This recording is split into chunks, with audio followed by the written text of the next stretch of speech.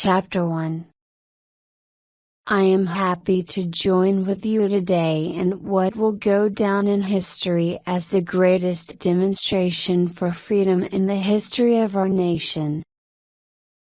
50 years ago, a great American, in whose symbolic shadow we stand today, signed the Emancipation Proclamation. This momentous decree came as a great beacon light of hope to millions of Negro slaves who had been seared in the flames of withering injustice. It came as a joyous daybreak to end the long night of their captivity. But 100 years later, the Negro still is not free. 100 years later, the life of the Negro is still sadly crippled by the manacles of segregation and the chains of discrimination. 100 years later, the Negro lives on a lonely island of poverty in the midst of a vast ocean of material prosperity. 100 years later, the Negro is still languished in the corners of American society and finds himself an exile in his own land. And so we've come here today to dramatize a shameful condition. In a sense, we've come to our nation's capital to cash a check. When the architects of our republic wrote the magnificent words of the Constitution and the Declaration of Independence, they were signing a promissory note to which every American was to fall heir. This note was a promise that all men, yes, black men as well as white men, would be guaranteed the unalienable rights of life, liberty and the pursuit of happiness. It is obvious today that America has defaulted on this promissory note, insofar as her citizens of color are concerned. Instead of honoring this sacred obligation, America has given the Negro people a bad check, a check which has come back marked insufficient funds. But we refuse to believe that the Bank of Justice is bankrupt. We refuse to believe that there are insufficient funds in the great vaults of opportunity of this nation. And so, we've come to cash this check, a check that will give us upon demand the riches of freedom and the security of justice. We have also come to this hallowed spot to remind America of the fierce urgency of now. This is no time to engage in the luxury of cooling off or to take the tranquilizing drug of gradualism. Now is the time to make real the promises of democracy. Now is the time to rise from the dark and desolate valley of segregation to the sunlit path of racial justice. Now is the time to lift our nation from the quicksands of racial injustice to the solid rock of brotherhood. Now is the time to make justice a reality for all of God's children. It would be fatal for the nation to overlook the urgency of the moment. This sweltering summer of the Negro's legitimate discontent will not pass until there is an invigorating autumn of freedom and equality. 1963 is not an end, but a beginning. And those who hope that the Negro needed to blow off steam and will now be content will have a rude awakening if the nation returns to business as usual. And there will be neither rest nor tranquility in America until the Negro is granted his citizenship rights. the whirlwinds of revolt will continue to shake the foundations of our nation until the bright day of justice emerges. But there is something that I must say to my people, who stand on the warm threshold which leads into the palace of justice. In the process of gaining our rightful place, we must not be guilty of wrongful deeds. Let us not seek to satisfy our thirst for freedom by drinking from the cup of bitterness and hatred. We must forever conduct our struggle on the high plane of dignity and discipline. We must not allow our creative protest to degenerate into physical violence.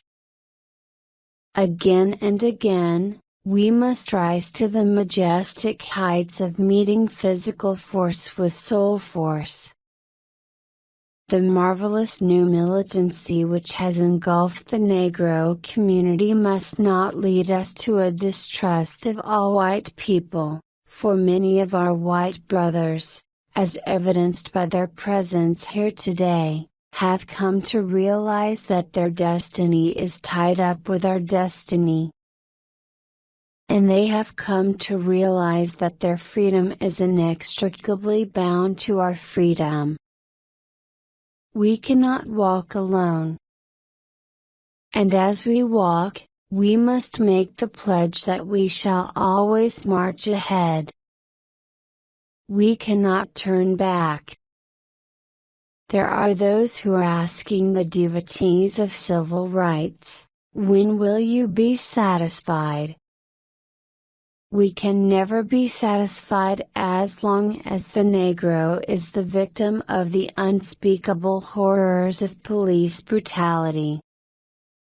We can never be satisfied as long as our bodies, heavy with the fatigue of travel, cannot gain lodging in the motels of the highways and the hotels of the cities.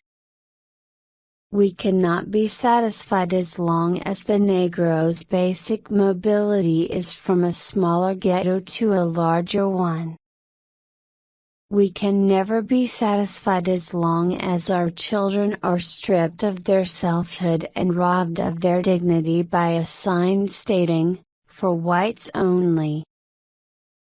We cannot be satisfied as long as a Negro in Mississippi cannot vote and a Negro in New York believes he has nothing for which to vote. No, no, we are not satisfied, and we will not be satisfied until justice rolls down like waters, and righteousness like a mighty stream. I am not unmindful that some of you have come here out of great trials and tribulations. Some of you have come fresh from narrow jail cells. And some of you have come from areas where your quest for freedom left you battered by the storms of persecution and staggered by the winds of police brutality. You have been the veterans of creative suffering. Continue to work with the faith that unearned suffering is redemptive. Go back to Mississippi, go back to Alabama, go back to South Carolina, go back to Georgia, go back to Louisiana, go back to the slums and ghettos of our northern cities, knowing that somehow this situation can and will be changed. Let us not wallow in the valley of despair, I say to you today, my friends. And so even though we face the difficulties of today and tomorrow, I still have a dream. It is a dream deeply rooted in the American dream. I have a dream that one day this nation will rise up and live out the true meaning of its creed. We hold these truths to be self-evident, that all men are created equal. I have a dream that one day on the red hills of Georgia, the sons of former slaves and the sons of former slave owners will be able to sit down together at the table of brotherhood. I have a dream that one day even the state of Mississippi, a state sweltering with the heat of injustice, sweltering with the heat of oppression, will be transformed into an oasis of freedom and justice. I have a dream that my 4 little children will one day live in a nation where they will not be judged by the color of their skin but by the content of their character. I have a dream today.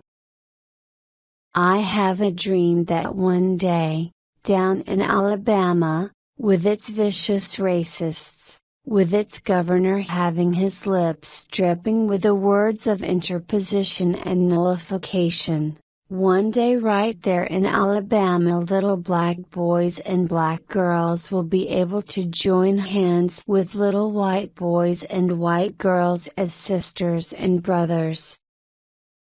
I have a dream today. I have a dream that one day every valley shall be exalted, and every hill and mountain shall be made low, the rough places will be made plain, and the crooked places will be made straight, and the glory of the Lord shall be revealed and all flesh shall see it together. This is our hope, and this is the faith that I go back to the South with. With this faith, we will be able to hew out of the mountain of despair a stone of hope.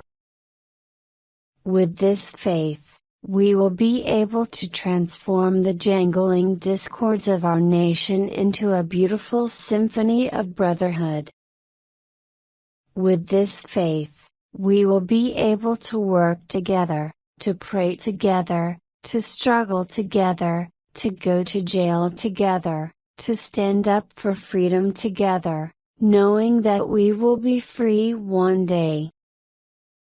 And this will be the day when all of God's children will be able to sing with new meaning, "My country 'tis of thee, sweet land of liberty, of thee I sing. Land where my fathers died, land of the pilgrim's pride.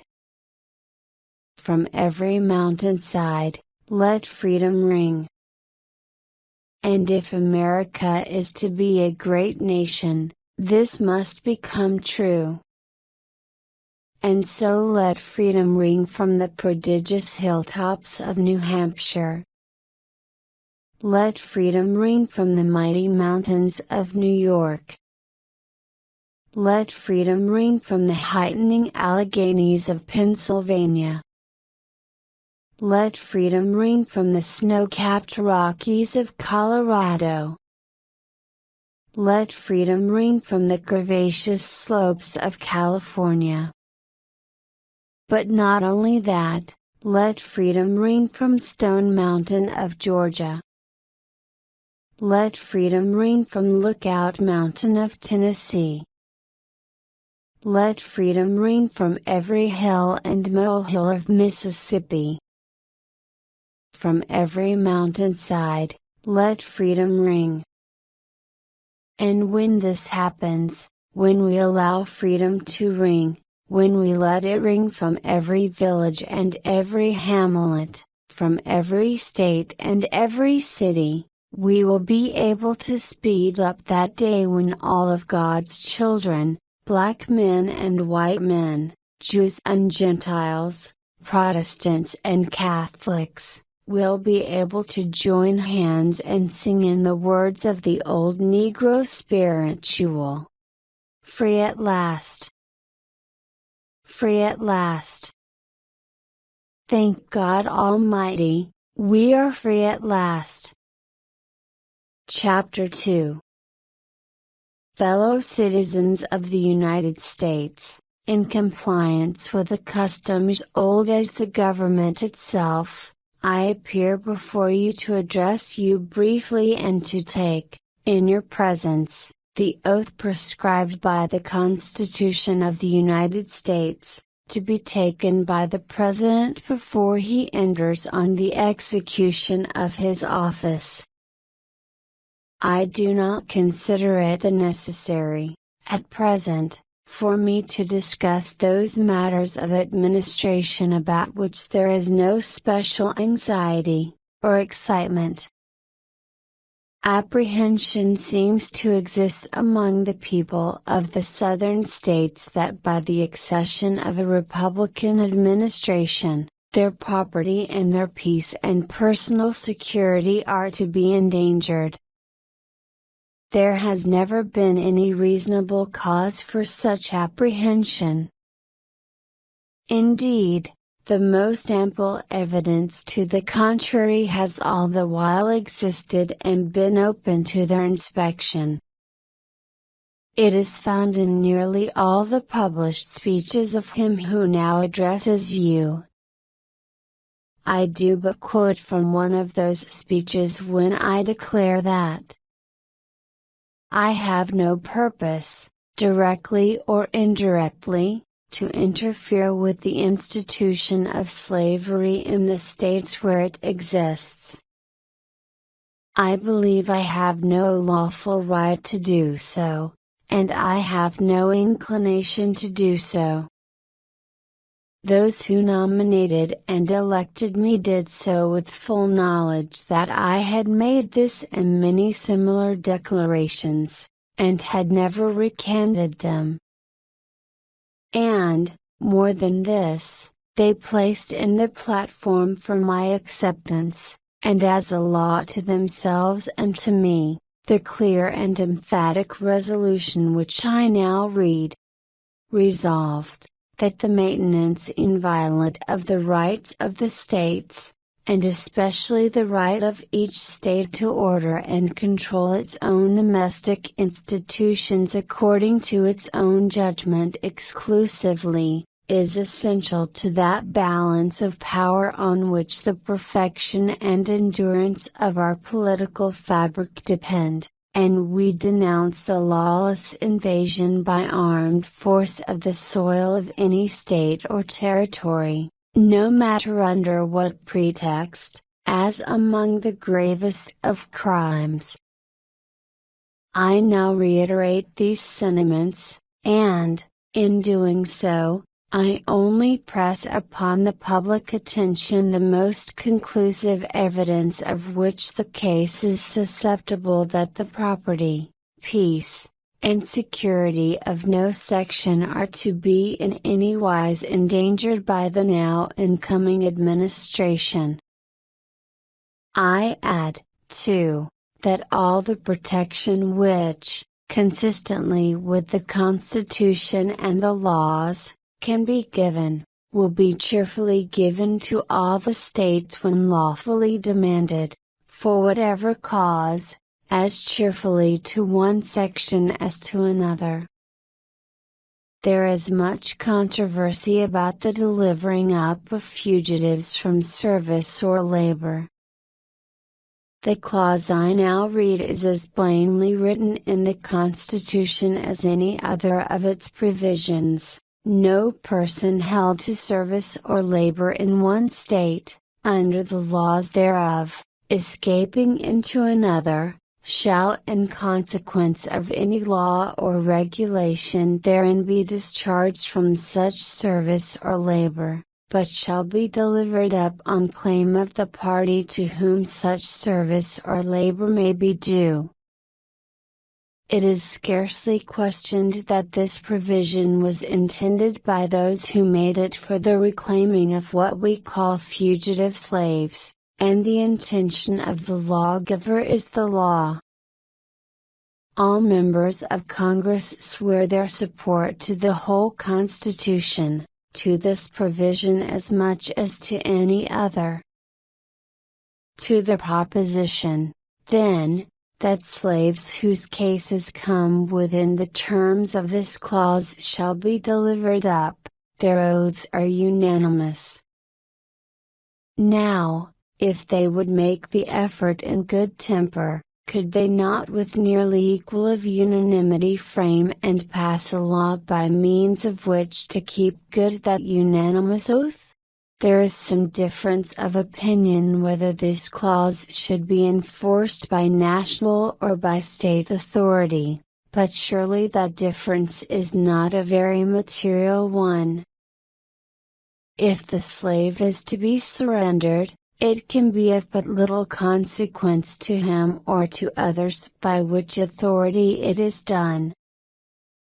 And should anyone in any case be content that his oath shall go unkept on a merely unsubstantial controversy as to how it shall be kept? Again, in any law upon this subject, ought not all the safeguards of liberty known in civilized and humane jurisprudence to be introduced, so that a free man be not, in any case, surrendered as a slave? And might it not be well at the same time to provide by law for the enforcement of that clause in the Constitution which guarantees that the citizen of each state shall be entitled to all privileged and immunities of citizens in the several states?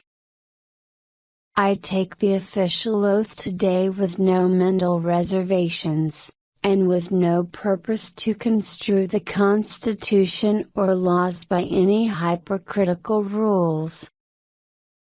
And while I do not choose now to specify particular acts of Congress as proper to be enforced, I do suggest that it will be much safer for all, both in official and private stations, to conform to and abide by all those acts which stand unrepealed, than to violate any of them, trusting to find impunity in having them held to be unconstitutional. It is 72 years since the first inauguration of a president under a national constitution. During that period 15 different and greatly distinguished citizens have, in succession, administered the executive branch of the government. They have conducted it through many perils, and generally with great success. Yet, with all the scope of precedent, I now enter upon the same task for the brief constitutional term of 4 years under great and peculiar difficulty. A disruption of the Federal Union, heretofore only menaced, is now formidably attempted. I hold that, in contemplation of universal law and of the Constitution, the union of these states is perpetual. Perpetuity is implied, if not expressed, in the fundamental law of all national governments. It is safe to assert that no government proper ever had a provision in its organic law for its own termination. Continue to execute all the express provisions of our national Constitution, and the Union will endure forever, it being impossible to destroy it except by some action not provided for in the instrument itself. Again, if the United States be not a government proper, but an association of states in the nature of contract merely, can it, as a contract, be peaceably unmade by less than all the parties who made it? One party to a contract may violate it, break it, so to speak, but does it not require all to lawfully rescind it? Descending from these general principles, we find the proposition that in legal contemplation the Union is perpetual confirmed by the history of the Union itself. The Union is much older than the Constitution. It was formed, in fact, by the Articles of Association in 1774. It was matured and continued by the Declaration of Independence in 1776. It was further matured, and the faith of all the then 13 states expressly plighted and engaged that it should be perpetual, by the Articles of Confederation in 1778. And, finally, in 1787 one of the declared objects for ordaining and establishing the Constitution was to form a more perfect union. But if the destruction of the Union by one or by a part only of the states be lawfully possible, the Union is less perfect than before the Constitution, having lost the vital element of perpetuity. It follows from these views that no state upon its own mere motion can lawfully get out of the Union, that resolves and ordinances to that effect are legally void, and that acts of violence, within any state or states, against the authority of the United States, are insurrectionary or revolutionary, according to circumstances. I therefore consider that, in view of the Constitution and the laws, the Union is unbroken, and to the extent of my ability I shall take care, as the Constitution itself expressly enjoins upon me, that the laws of the Union be faithfully executed in all the states. Doing this I deem to be only a simple duty on my part, and I shall perform it so far as practicable, unless my rightful masters, the American people, shall withhold the requisite means, or in some authoritative manner direct the contrary. I trust this will not be regarded as a menace, but only as the declared purpose of the Union that it will constitutionally defend and maintain itself. In doing this, there needs to be no bloodshed or violence, and there shall be none, unless it be forced upon the national authority. The power confided to me will be used to hold, occupy, and possess the property and places belonging to the government, and to collect the duties and imposts, but beyond what may be necessary for these objects, there will be no invasion, no using of force against or among the people anywhere. Where hostility to the United States, in any interior locality, shall be so great and universal as to prevent competent resident citizens from holding the federal offices, there will be no attempt to force obnoxious strangers among the people for that object. While the strict legal right may exist in the government to enforce the exercise of these offices, the attempt to do so would be so irritating, and so nearly impracticable withal, that I deem it better to forego for the time the uses of such offices. The mails, unless repelled, will continue to be furnished in all parts of the Union. So far as possible, the people everywhere shall have that sense of perfect security which is most favorable to calm thought and reflection. The course here indicated will be followed unless current events and experience shall show a modification or change to be proper, and in every case and exigency my best discretion will be exercised according to circumstances actually existing, and with a view and a hope of a peaceful solution of the national troubles and the restoration of fraternal sympathies and affections. that there are persons in one section or another who seek to destroy the Union at all events, and are glad of any pretext to do it, I will neither affirm nor deny, but if there be such, I need address no word to them. To those, however, who really love the Union may I not speak. Before entering upon so grave a matter as the destruction of our national fabric, with all its benefits, its memories, and its hopes, would it not be wise to ascertain precisely why we do it? Will you hazard so desperate a step while there is any possibility that any portion of the ills you fly from have no real existence? Will you, while the certain ills you fly to are greater than all the real ones you fly from, will you risk the commission of so fearful a mistake? All profess to be content in the Union if all constitutional rights can be maintained. Is it true, then, that any right, plainly written in the Constitution, has been denied? I think not. Happily the human mind is so constituted that no party can reach to the audacity of doing this.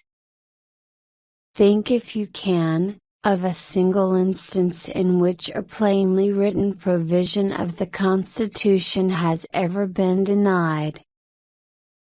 If by the mere force of numbers a majority should deprive a minority of any clearly written constitutional right, it might, in a moral point of view, justify a revolution. Certainly would if such a right were a vital one.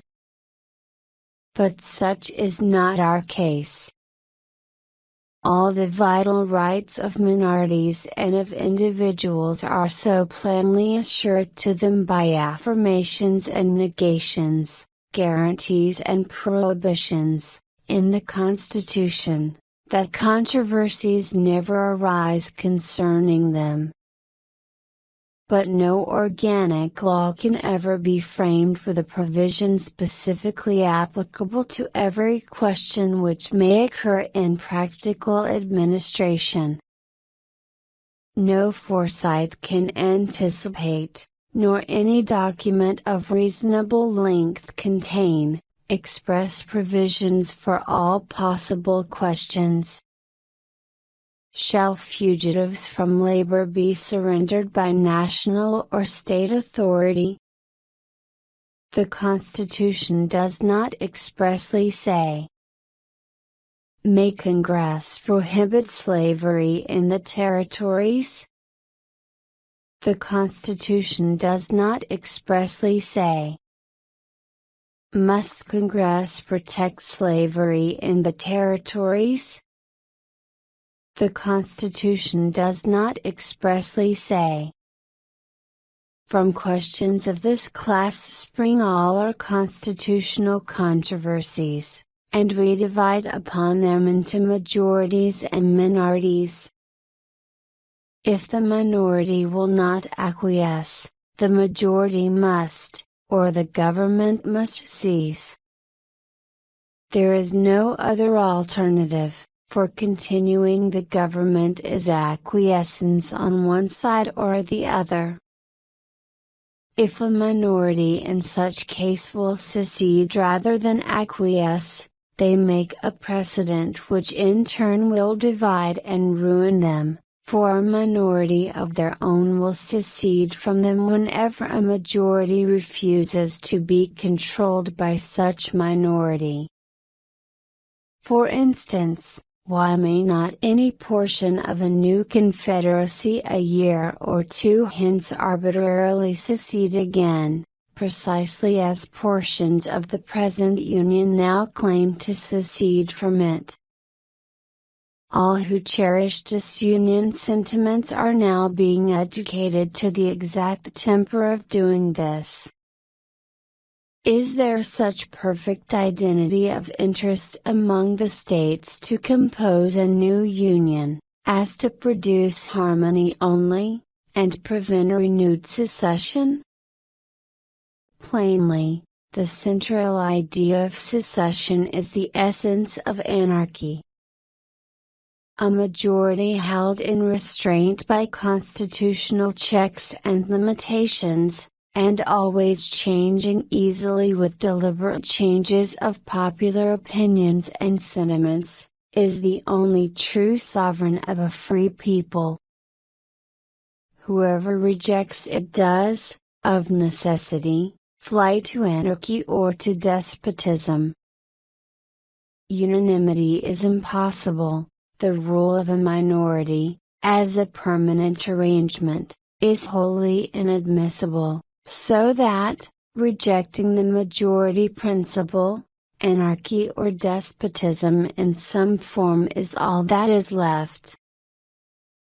I do not forget the position, assumed by some, that constitutional questions are to be decided by the Supreme Court. Nor do I deny that such decisions must be binding, in any case, upon the parties to a suit, as to the object of that suit, while they are also entitled to very high respect and consideration in all parallel cases by all other departments of the government.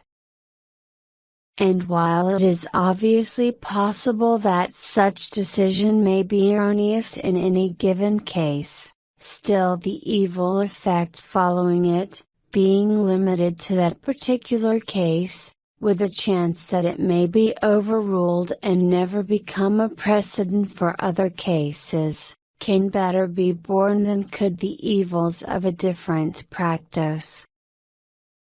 At the same time, the candid citizen must confess that if the policy of the government, upon vital questions affecting the whole people, is to be irrevocably fixed by decisions of the Supreme Court, the instant they are made, in ordinary litigation between parties and personal actions, the people will have ceased to be their own rulers, having to that extent practically resigned their government into the hands of that eminent tribunal. Nor is there in this view any assault upon the court or the judges. It is a duty from which they may not shrink to decide cases properly brought before them, and it is no fault of theirs if others seek to turn their decisions to political purposes. One section of our country believes slavery is right, and ought to be extended, while the other believes it is wrong, and ought not to be extended. This is the only substantial dispute. The Fugitive Slave Clause of the Constitution, and the law for the suppression of the foreign slave trade, are each as well enforced, perhaps, as any law can ever be in a community where the moral sense of the people imperfectly supports the law itself. The great body of the people abide by the dry legal obligation in both cases, and a few break over in each. This, I think, cannot be perfectly cured, and it would be worse in both cases after the separation of the sections than before. The foreign slave trade, now imperfectly suppressed, would be ultimately revived, without restriction, in one section, while fugitive slaves, now only partially surrendered, would not be surrendered at all by the other. Physically speaking, we cannot separate. We cannot remove our respective sections from each other, nor build an impassable wall between them. A husband and wife may be divorced, and go out of the presence and beyond the reach of each other, but the different parts of our country cannot do this.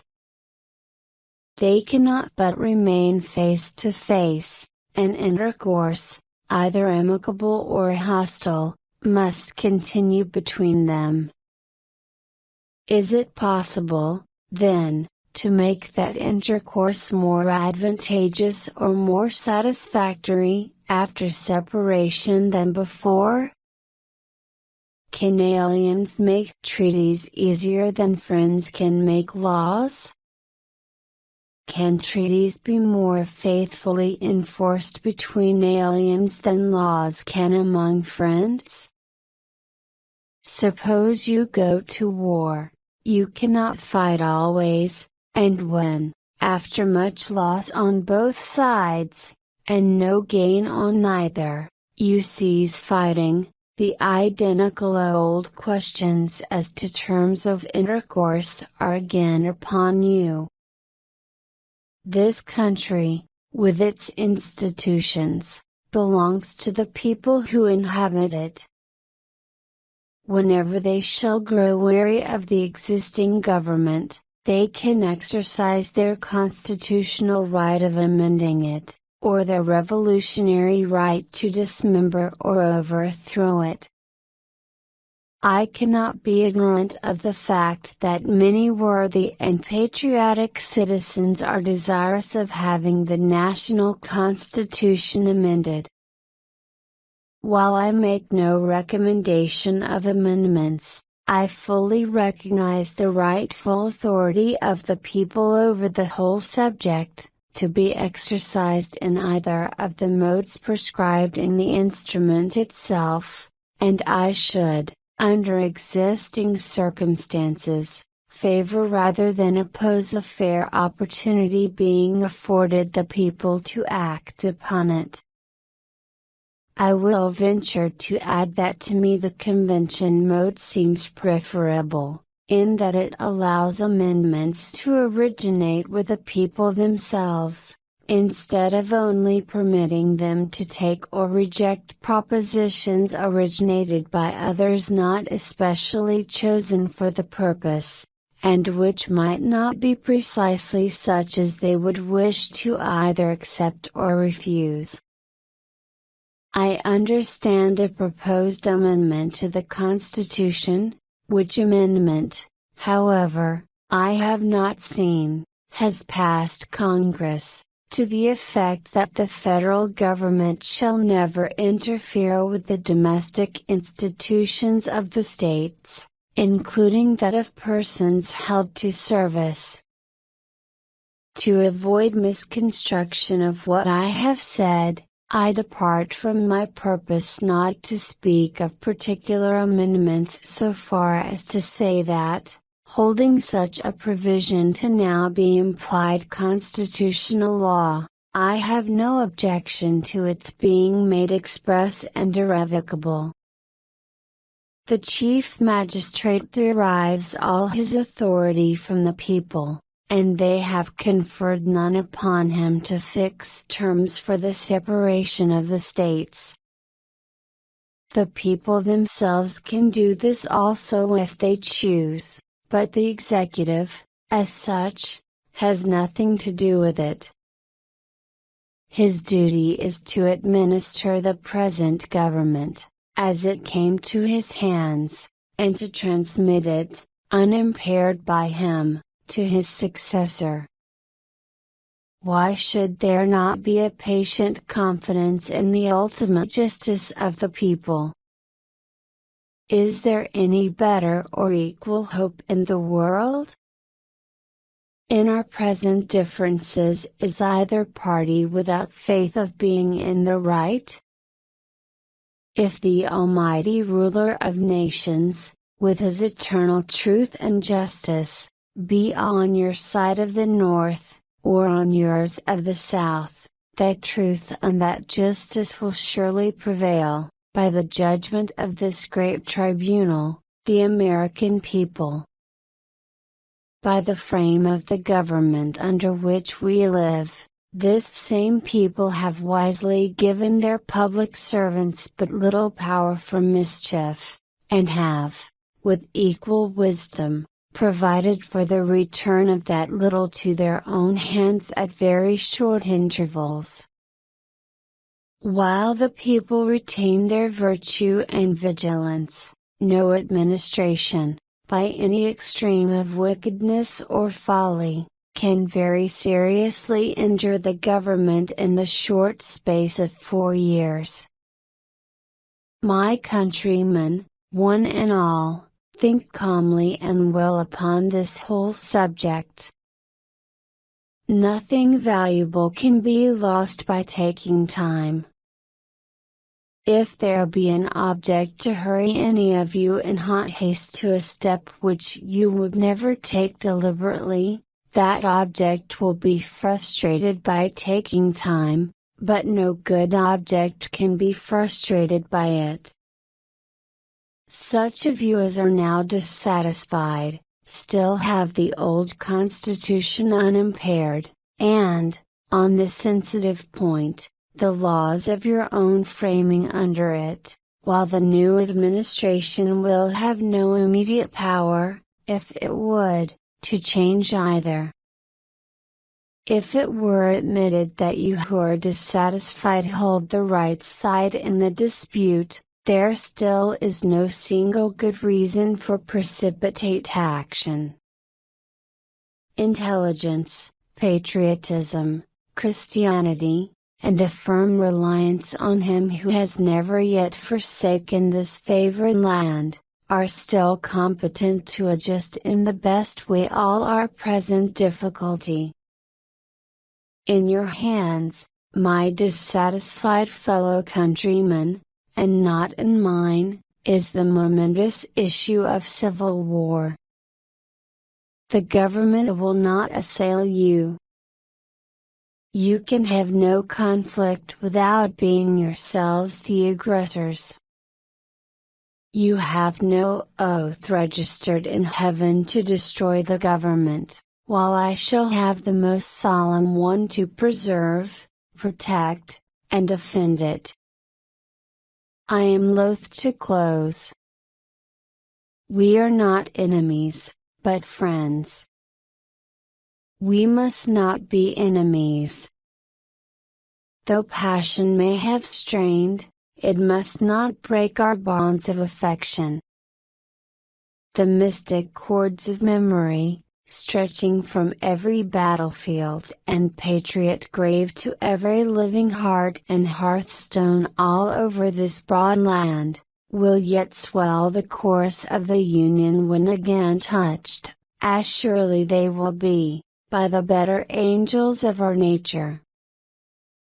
At this second appearing to take the oath of the presidential office, there is less occasion for an extended address than there was at the first. Then a statement, somewhat in detail, of a course to be pursued, seemed fitting and proper. Now, at the expiration of 4 years, during which public declarations have been constantly called forth on every point and phase of the great contest which still absorbs the attention, and engrosses the energies of the nation, little that is new could be presented. The progress of our arms, upon which all else chiefly depends, is as well known to the public as to myself, and it is, I trust, reasonably satisfactory and encouraging to all. With high hope for the future, no prediction in regard to it is ventured. On the occasion corresponding to this 4 years ago, all thoughts were anxiously directed to an impending civil war. All dreaded it, all sought to avert it. While the inaugural address was being delivered from this place, devoted altogether to saving the Union without war, insurgent agents were in the city seeking to destroy it without war, seeking to dissolve the Union, and divide effects, by negotiation. Both parties deprecated war, but one of them would make war rather than let the nation survive, and the other would accept war rather than let it perish. And the war came. 1/8 of the whole population were colored slaves, not distributed generally over the Union, but localized in the southern part of it. These slaves constituted a peculiar and powerful interest. All knew that this interest was, somehow, the cause of the war. To strengthen, perpetuate, and extend this interest was the object for which the insurgents would rend the Union, even by war, while the government claimed no right to do more than to restrict the territorial enlargement of it. Neither party expected for the war, the magnitude, or the duration, which it has already attained. Neither anticipated that the cause of the conflict might cease with, or even before, the conflict itself should cease. Each looked for an easier triumph, and a result less fundamental and astounding. Both read the same Bible, and pray to the same God, and each invokes His aid against the other. It may seem strange that any men should dare to ask a just God's assistance in wringing their bread from the sweat of other men's faces, but let us judge not that we be not judged. The prayers of both could not be answered, that of neither has been answered fully. The Almighty has His own purposes. Woe unto the world because of offenses, for it must needs be that offenses come, but woe to that man by whom the offense cometh. If we shall suppose that American slavery is one of those offenses which, in the providence of God, must needs come, but which, having continued through His appointed time, He now wills to remove, and that He gives to both North and South, this terrible war, as the woe due to those by whom the offense came, shall we discern therein any departure from those divine attributes which the believers in a living God always ascribe to Him? Fondly do we hope, fervently do we pray, that this mighty scourge of war may speedily pass away. Yet, if God wills that it continue, until all the wealth biled by the bondman's 250 years of unrequited toil shall be sunk, and until every drop of blood drawn with the lash, shall be paid by another drawn with the sword, as was said 3,000 years ago, so still it must be said the judgments of the Lord, are true and righteous altogether. With malice toward none, with charity for all, with firmness in the right, as God gives us to see the right, let us strive on to finish the work we are in, to bind up the nation's wounds, to care for him who shall have borne the battle, and for his widow, and his orphan, to do all which may achieve and cherish a just and lasting peace, among ourselves, and with all nations.